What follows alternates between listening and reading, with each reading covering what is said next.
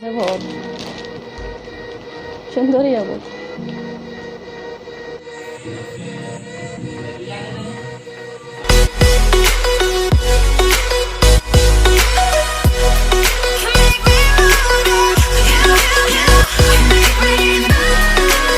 Hello अस्सलाम वालेकुम, कैसे हो आप लोग मेरे दोस्तों। आज 27वीं शब है और अभी बज रहे हैं शायद, एक मिनट देखती हूँ मैं, अभी टाइम हो रहा है, फ़ोन ऑफ है। फ़ोन ऑफ इसलिए है क्योंकि जाहिर सी बात है, अब फ़ोन ऑन रहेगा तो दिमाग फ़ोन में ही रहेगा, इसलिए फ़ोन ऑफ़ करके रखा है कि इबादत कर ले। नहीं तो जब भी कुछ टाइम मिलता है ना, उठ के जाकर और फिर हम जल्दी से जाकर फ़ोन चेक करते हैं। क्या आप लोग रिलेट करते हो? आप लोग भी ऐसे ही फ़ोन चेक करते हो? मैं तो करती हूँ, इसीलिए मैंने क्या किया, सेफ साइड के लिए फ़ोन ऑफ़ करके रख दिया है कि अगर मैं जाऊँगी फ़ोन ऑन करने तो वो ऑफ़ ही रहे। हाँ, तो अभी बज रहे हैं 3:01। देख रहे हो आप लोग, चार्ज भी नहीं है इसमें। तो अभी सहरी का टाइम हो चुका है, अल्हम्दुलिल्लाह इबादत हो चुकी है कंप्लीट। अब बस सहरी करूँगी, तहज्जुद की नमाज़ पढ़ूँगी और थोड़ी देर कुरान शरीफ की तिलावत करूँगी, उसके बाद फजर की नमाज़ और फिर सो जाऊँगी। तो आज क्या हुआ मालूम, आज एक बहुत बड़ी ट्रेजेडी हो गई है हमारे साथ। हुआ कि कुछ ऐसा कि मैंने प्लानिंग कर ली थी कि आज 27वीं शब है, तो जैसे कि मैंने 5 ताख रातें जागने की कोशिश की है, अल्हम्दुलिल्लाह 3 रातें जाग चुकी हूँ। और मैंने सुबह प्लानिंग की थी कि आज 27वीं शब है और तकरीबन लोग, और ऐसा थोड़ा निशानियाँ भी मिली हैं कि 27वीं शब में शब कदर होती हैं, पर फिर भी 5 ताख रातें जागना ज़रूरी है और हम सब को इस रातों में शब कदर ढूंढनी चाहिए। पर 27वीं शब को ज़्यादा ज़ोर से शब कदर की रात माना जाता है। तो मैंने सोचा कि अगर मैं सहरी के लिए मगरिब के बाद स्टार्ट करूँगी तो थोड़ा टाइम लग जाएगा सहरी का इंतज़ाम करना। तो मैंने सोचा कि इफ़्तार के टाइम ही मैं इफ़्तार की भी इंतज़ाम कर लूँगी, सहरी का भी इंतज़ाम करके रख दूँगी। तो उस हिसाब से मैंने प्लानिंग कर ली थी कि मैं आज रात खूब ज़्यादा इबादत करूँगी। अल्हम्दुलिल्लाह इबादत की है, पर फिर भी मैंने पहले से प्लानिंग करके रख ली थी कि मैं सब कुछ पका के पहले से रख लूँगी और रात में सहरी पकाने की झंझट भी नहीं रहेगी, मगरिब के बाद से इबादत स्टार्ट कर दूँगी। तो हुआ कुछ ऐसा कि मैंने चावल चढ़ा लिया था, इतना पहले चावल चढ़ा लिया था। मेरी बेवकूफ़ी देखिए आप लोग, कम से कम चावल तो मुझे सहरी के लिए रखना चाहिए था। मैंने चावल चढ़ा लिया था और मैं डिश वॉश कर रही थी, इतने में क्या हुआ, चावल में उबाल आ गया और मैंने ढक्कन उतार के रखा। तो उसके बाद जैसे ही मेरी नज़र गई तो जो गैस सिलेंडर था वो ख़त्म हो गया। हमारे पास सेफ साइड में दूसरा सिलेंडर था, तो मैंने सोचा कि चलो मैं वो लगा देती हूँ। पर मुझे थोड़ा दिक्कत आता है सिलेंडर लगाने में, हमेशा ही मेरे हस्बैंड लगाते हैं, तो वो उस टाइम नहीं थे, बाहर थे, तो मैं उनका वेट कर रही थी। इफ़्तार का टाइम भी हो जा रहा था, इफ़्तार की भी तैयारी करनी थी मुझे। तो 6 बज गए थे तकरीबन, वो नहीं आए। 6:15 को आए और जब आए तो मैंने उनको फटाक से कहा कि गैस ख़त्म हो चुका है, आप प्लीज़ दूसरा अलग सेट करके दे दीजिए। वो रेगुलेटर उठा के उन्होंने दिया, सेट किया और वो चल ही नहीं रहा था, मतलब वो गैस ऑन ही नहीं हो रहा था। पता नहीं क्या दिक्कत थी उसमें, क्या परेशानी थी, मुझे कुछ समझ में नहीं आ रहा था, हस्बैंड को भी कुछ समझ में नहीं आ रहा था। तो उन्होंने कहा चलो इसको बाद में निपटाएंगे, अभी इफ़्तार का टाइम हो जा रहा है, हम लोग बाहर से कुछ भी ला लेते हैं और इफ़्तार कर लेते। तो फ्रूट्स थे और इफ़्तार में वैसे भी कुछ भी खाया नहीं जाता, तो नॉर्मल सा हमने हलीम मंगवा लिया बाहर से और हमने इफ़्तार कर लिया। इफ़्तार करने के बाद मैंने इमरजेंसी, जो हमारे गैस के इमरजेंसी नंबर थे, उसमें कॉल किया। तो कॉल करने के बाद तो ज़्यादातर नंबर रॉन्ग ही थे, मतलब वो अवेलेबल ही नहीं थे। 3-4 बार ट्राई किया, उसके बाद जब मिला तो उन्होंने कॉल रिसीव किया। उन्होंने कहा कि ठीक है, हम आधे घंटे में आते हैं, क्या दिक्कत आई है। तो मैंने कहा कि ऐसे ही गैस ऑन नहीं हो रहा है, हमने सिलेंडर चेंज किया है, गैस ऑन नहीं हो रहा है। तो उन्होंने कहा ठीक है, मैं आधे घंटे में आता हूँ, शायद आपका गैस में हवा हो गई होंगी, तो मैं आके निकलवा देता हूँ। तो उसके बाद हमने उनका वेट किया। वो तकरीबन 8, साढ़े 8 या साढ़े 8 बजे आए और आके उन्होंने एक 10 मिनट तक उन्होंने कुछ किया, सिलेंडर की हवा निकाली, बहुत ज़ोर से हवा की आवाज़ आ रही थी और पूरा घर में गैस की जो बदबू है वो फैल गई थी। तो हम लोग सोच रहे थे कि ठीक हो जाएगा, ठीक हो जाएगा। तो उनको उनका चार्जेस देके हमने विदा किया, उन्होंने ठीक करवा दिया। उसके बाद जैसे ही वो गए, मैंने चेक करने के लिए मैंने कहा कि वो चावल जो मैंने चढ़ाए थे वो तो ख़राब हो जाएंगे, उनको जल्दी से मैं सही कर लेती हूँ। तो मैंने ऑन किया तो ऑन नहीं हो रहा है। मैंने कहा ये क्या ठीक किया है भैया आपने, मतलब वो थे नहीं। मैंने अपने दिल में बोल दिया कि क्या ठीक किया है पता नहीं। मैंने हस्बैंड को बुलाया, उन्होंने कहा कि पता नहीं क्यों ऐसा ठीक नहीं हो रहा है। उन्होंने बहुत ट्राई किया, 10 मिनट इसमें गए। तो फिर मैंने कहा अपने हस्बैंड को आप फिर से कॉल करिए। तो उनको फिर से कॉल करने के बाद उन्होंने कहा देखो भैया मैंने 4 से 4.5 लीटर गैस निकलवा दिया है, हवा निकालते निकालते। अगर अगर आप आके मैं निकालूँगा तो पूरा ही गैस खाली हो जाएगा, और फिर अगर आप तब भी ठीक नहीं हुआ तो आपको चेंज करने में दिक्कत आएगी। तो एक काम करो, आप इसको गैस को चेंज करवा दो, कल मैं सुबह गैस लेके आता हूँ। तो हस्बैंड ने कहा ठीक है, अब कुछ चारा तो है नहीं।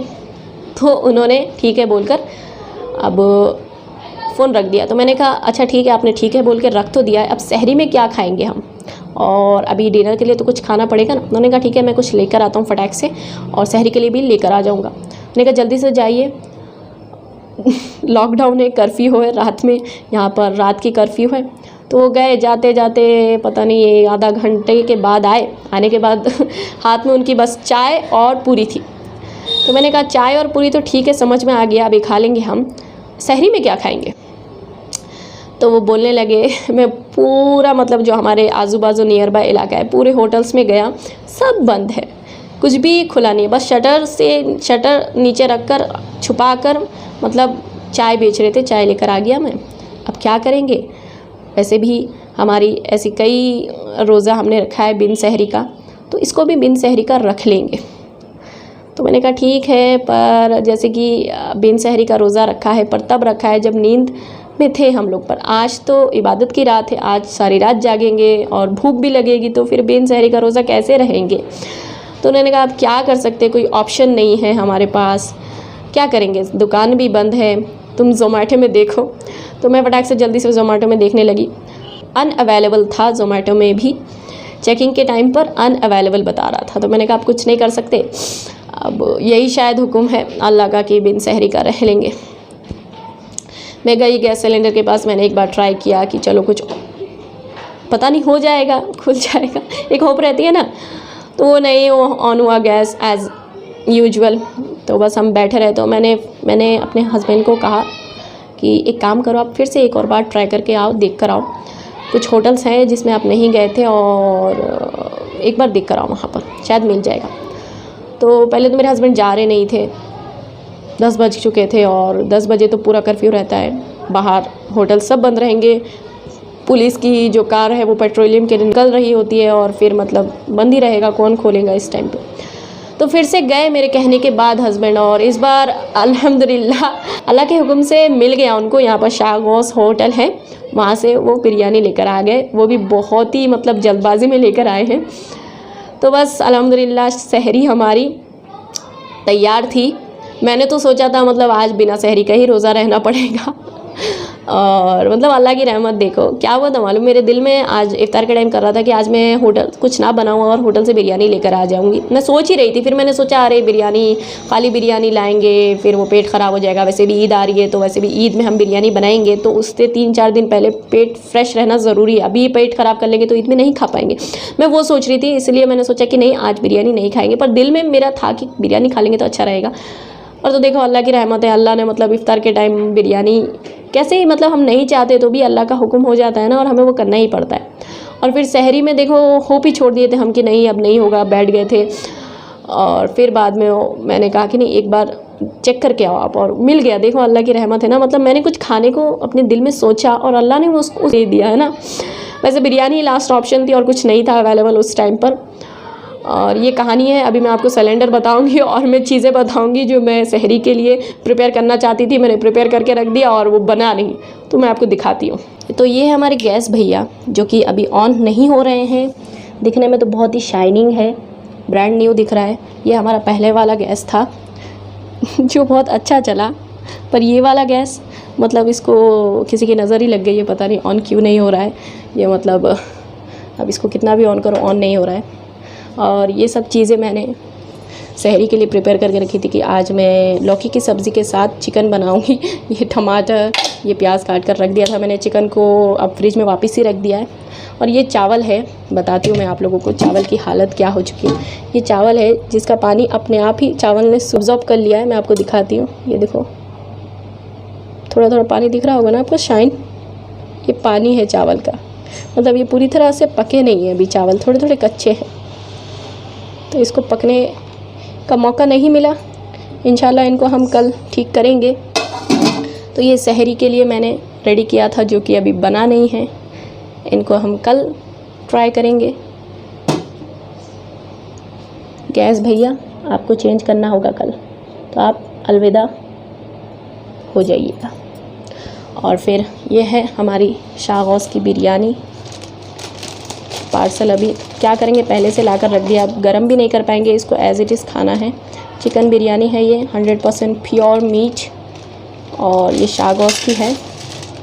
शागौस वाले जो होटल है उन्होंने हमें बचा लिया, हमारी सहरी बचा ली। तो बस अब सहरी करने का टाइम हो गया है। सहरी करेंगे आपके साथ और आपको बताएंगे। चलिए, तो ये है चिकन बिरयानी शागौस की। ये फुल प्लेट है, तो ये फुल प्लेट है। उस टाइम ये अवेलेबल थी और ये अभी तक गर्म है, अच्छी है। 10 बजे, 10:30 बजे हम लाए थे और अभी तक गर्म है। आज हमारे साथ हमारी बेटी भी है सहरी पे, तो अब हम इनको बांट कर अपनी बेटी के साथ खाएंगे। भाई तो नहीं है, बस हम 3 जने ही हैं सहरी करने के लिए, तो इसके साथ सहरी करेंगे। तो चलिए मैं सहरी करती हूँ। बिस्मिल्लाहिर्रहमान।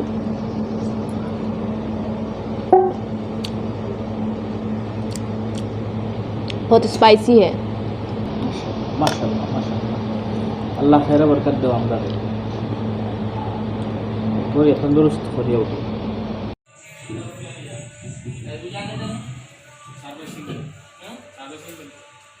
ऐसा ना भाई, मैडम से बात करना, देने का है अभी से, देने का है नहीं, बोला उसको पाइप लगा के क्या डाले, पाइप भी चेक करके गया नवा लिया।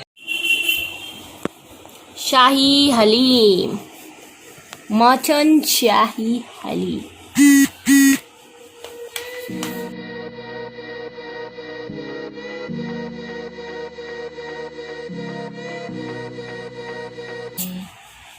जीनू, जीनू, आप हलीम खाना चाहते हो? खाना चाहते हो? खाना चाहते हैं। अरे रे रे रे रे, अरे क्या करे आगे ये। तो फ्रेंड्स, अभी आपने देखा कि गैस सिलेंडर हमारा ख़त्म हो चुका था। इफ्तारी नहीं हुई हमारी, सहरी भी बड़ी मुश्किल से हुई। फिर हमें दूसरे दिन गैस सिलेंडर प्रोवाइड हुई, बट सिलेंडर वाला सिलेंडर रख कर गया ही था कि सेम प्रॉब्लम स्टार्ट हो गया। तो बाद में इन्वेस्टिगेशन करने के बाद हमें पता चला कि हमारा रेगुलेटर ख़राब है। तो फिर रेगुलेटर को चेंज करवाया। बहुत ही ज़्यादा लंबा प्रोसीजर खिंच गया। उस दिन की इफ्तारी भी चले जाने वाली थी, पर अल्लाह के शुक्र से गैस सिलेंडर सही हो गया। और फिर हमने हलीम खाया। और नेक्स्ट डे मैं व्लॉग करना चाह रही थी, पर व्लॉग नहीं कर पाई, तबीयत थोड़ी ऑफ सी थी। उसके बाद नेक्स्ट डे मतलब 28 रमज़ान का दिन आया और मैंने सोचा कि मैं हिजाब ट्यूटोरियल शूट करूं। तभी पता चला कि लॉकडाउन स्टार्ट होने वाला है आज से।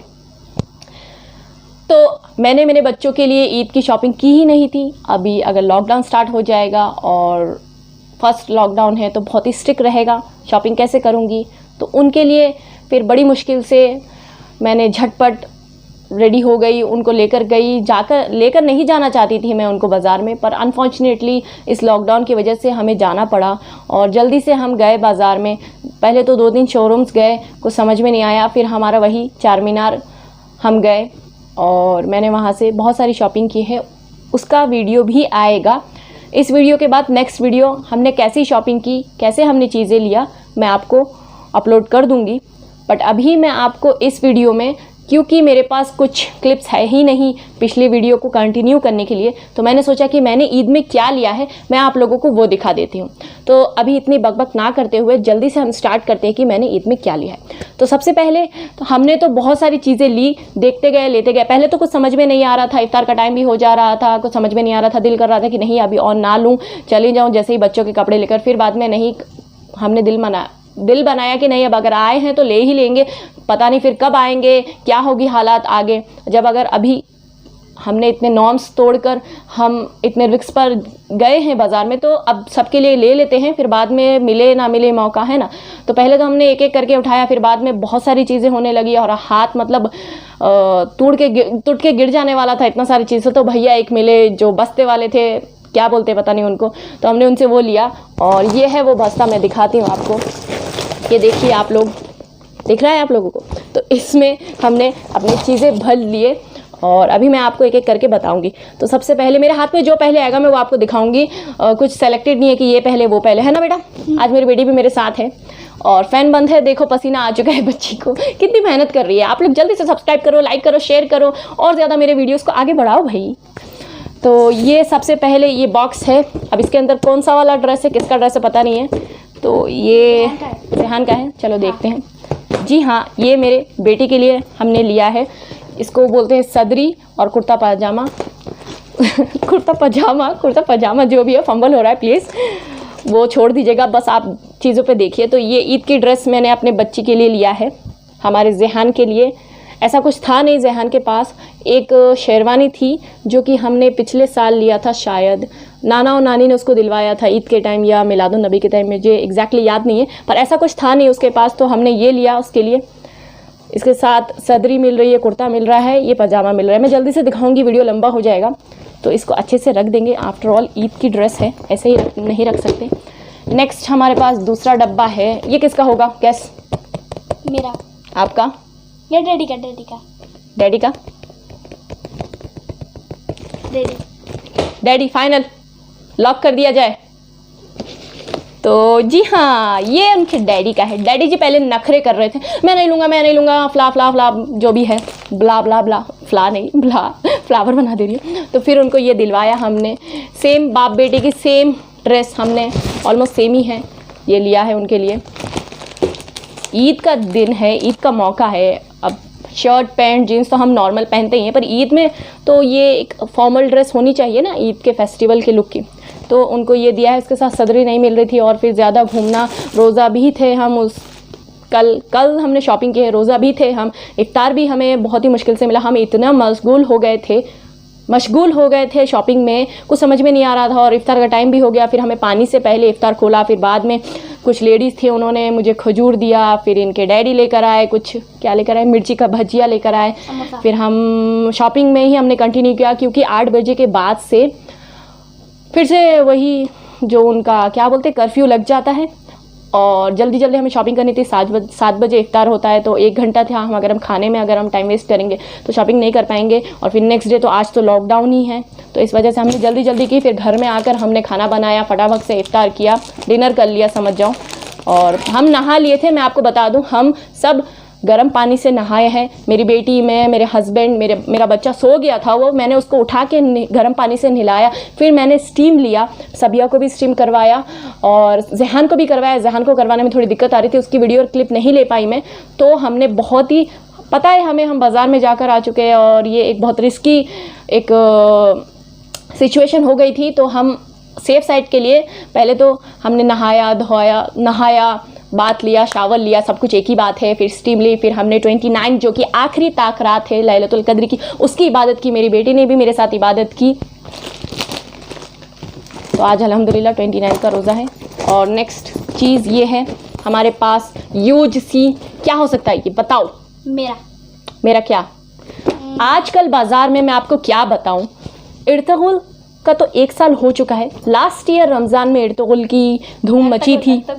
अर्तगुल, अच्छा बेटा, इर्तगुल बोल रही हूँ मैं, जो भी है, अर्तगुल की धूम मची थी लास्ट ईयर। और इस साल हलीमा सुल्तान, जहाँ देखो वो हलीमा सुल्तान, ये हलीमा सुल्तान है। ये हलीमा सुल्तान का ड्रेस है भाई, बोलो नहीं, शॉप वाले बोलते हैं ये हलीमा सुल्तान ले लीजिए इतने में। आई एम तो लाइक, ये क्या बोल रहे हैं भाई।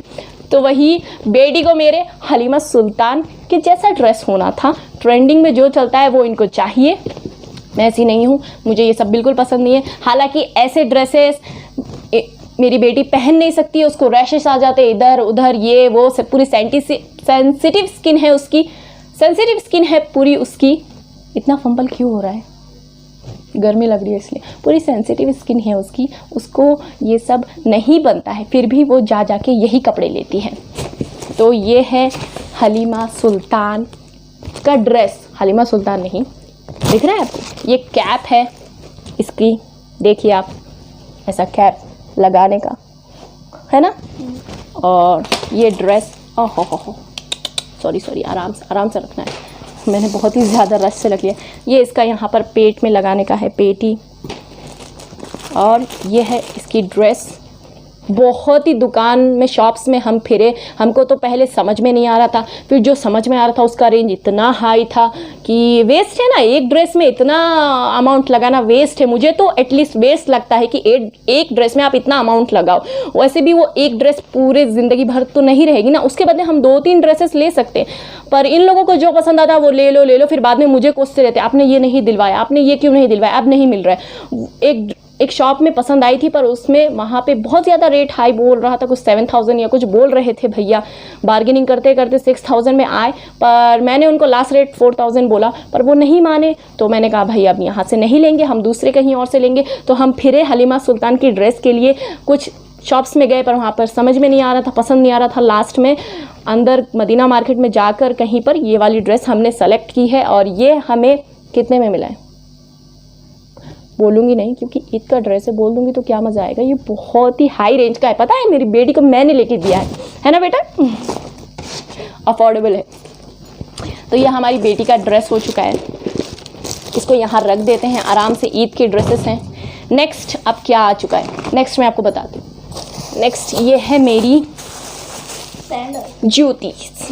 हाँ जूती, इसको क्या बोलते हैं आप, जूती ही बोलते हैं। मैंने ये फर्स्ट टाइम लिया है, पता नहीं, हाँ लास्ट टाइम मैंने अपनी शादी में ऐसे टाइप के जूती ली थी, और ये शादी के बाद आज 11 साल बाद मैंने ये लिया है।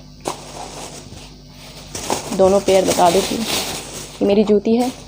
ये हमें जो जो दिख रहा था हमने ले लिया वो।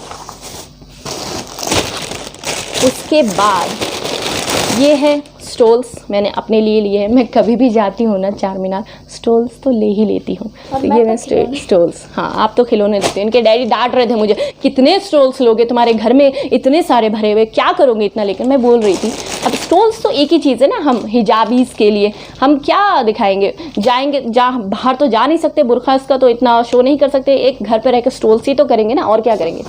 नेक्स्ट ये मेरी बेटी के लिए भी जूती, ये देखिए कैसा लग रहा है आपको, पसंद आया? आप कुछ बोलो तो सही, इंट्रोडक्शन तो दो।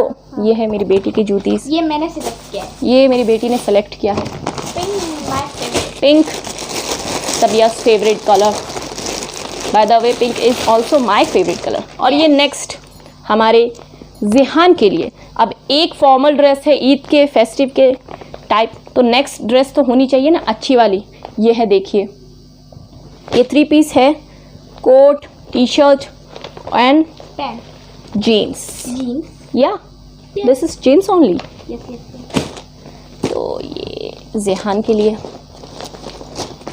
यहाँ रख देते हैं। नेक्स्ट हमारे सबिया रानी के लिए, इधर देखो बेटा, व्यूअर्स आपको देख रहे हैं, वो रहने दो। अच्छा हलीमा सुल्तान का ड्रेस गिर जा रहा है, ये ऐसा कैसे हो सकता है, हमारी बेटी के हलीमा सुल्तान का ड्रेस गिर जाए। इसको यहाँ रख देंगे सामने, बाद में इसको अच्छे से मैं फोल्ड कर दूंगी बेटा, नो प्रॉब्लम। नेक्स्ट ये हमारी बच्ची के लिए शरारा, गरारा शरारा सेम, ये नेक्स्ट डेली वेयर के लिए। उसके बाद वीडियो बहुत लंबा हो जाएगा। ये हमारा गोवा वाले बीच में रानी आंखें में, गाना नहीं आता मुझे। ये हमारे साहब शौहर जी के लिए, जो कि उन्होंने पहन के ट्राई भी कर लिया है।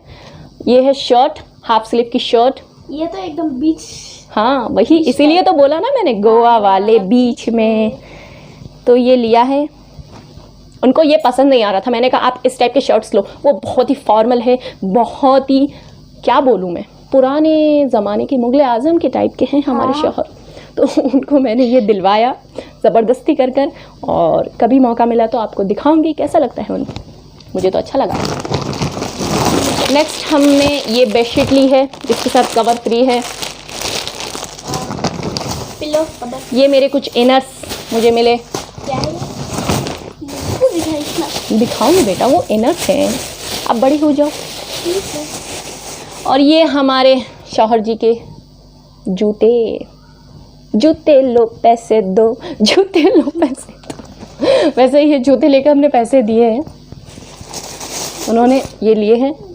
वैसे वो लेते नहीं हैं आज, पर मैंने कहा कि अब लॉकडाउन लगने वाला है, जल्दी से जो दिल बोल रहा है ले लो ले लो। हमारे शहजादे मोहम्मद ज़ेहान अल रहमान के लिए ये, हाउ क्यूट इज़ दिस ना, ये बहुत ही प्यारा लग रहा है। जब मैंने मम्मी पापा को दिखाया, ज़ेहान के नाना नानी को, वो लोग बोले अरे रे रे रे, ये हमारा ज़ेहान इतना बड़ा हो गया है, ये पहनेगा दूल्हा राजा बन जाएगा। माशाल्लाह, सब लोग माशाल्लाह बोलिए। हाँ माशाल्लाह। और नेक्स्ट क्या है? अच्छा, ये कुछ ज़्यादा मौका नहीं मिला, इतना टाइम हो गया था। रबर बैंड्स है, हेयर क्लिप्स है, सिप्टिक पिन्स है, और कुछ भी नहीं। और क्या है ये? हाँ, हमारे शहज़ादे के लिए नेक्स्ट ये डेली वेयर के शूज़ है। शूज़ नहीं है, क्या है ये? इसको क्या बोलते हैं आप लोग बता दीजिएगा कमेंट में। ये चाय की छन्नी, क्योंकि हम लोग ज़्यादा चाय नहीं पी रहे, पुरानी छन्नी थोड़ी ओल्ड हो चुकी है, तो नई छन्नी ली है हमने। ये है सॉक्स वाले भैया। सॉक्स वाले भैया यहाँ पर? हाँ, ये सॉक्स वाले भैया के देखिए, ये कितने में मिलेंगे गैस करिए आप लोग, कमेंट में बताइएगा मुझे। चार मीनार में ये सॉक्स कितने हैं? 5 पेयर सॉक्स आपको कितने में मिलते हैं? जो हैदराबादी से मस्ट कमेंट करिएगा कि चार मीनार में 5 पेयर सॉक्स कितने में मिलते हैं। अगर जिनका जवाब सही हुआ उसके नीचे मैं अपना कमेंट दूंगी।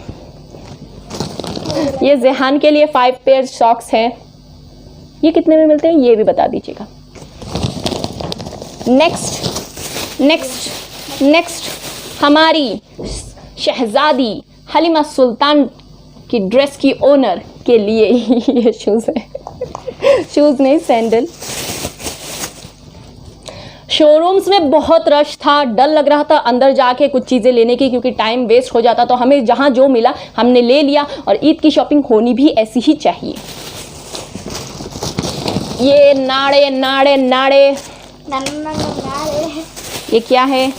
क्या पता? ये ज़ेहान के लिए बनियान्स, 1 2 3 4 5 बनियान्स। और लास्ट में, एकदम लास्ट में, मैं कपड़े लेने नहीं वाली थी, बस मेरे बच्चों के लिए मैंने कहा कि अगर मैं कपड़े नहीं लूँगी तो उनका दिल टूट जाएगा, है ना? कुछ ऐसा ही ना, ऐसा है क्या?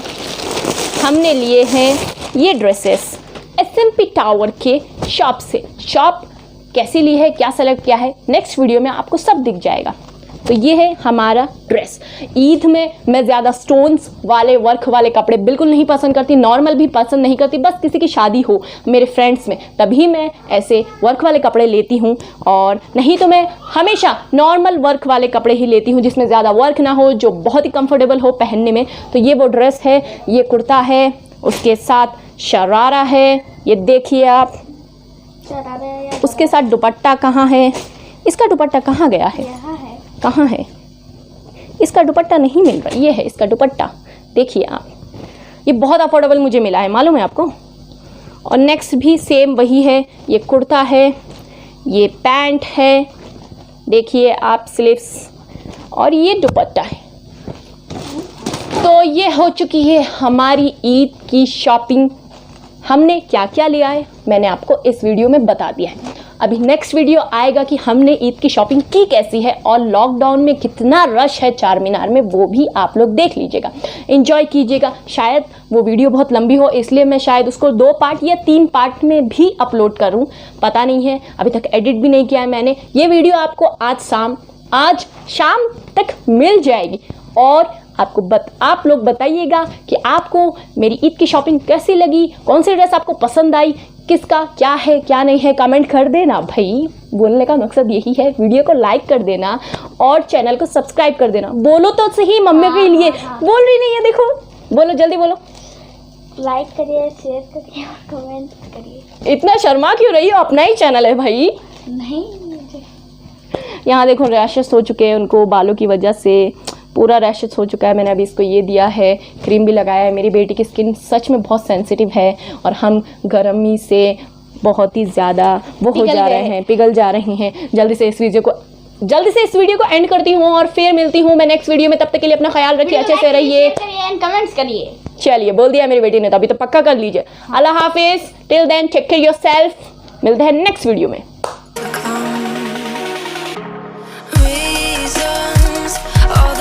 Things I can't ignore. I'm not getting what I came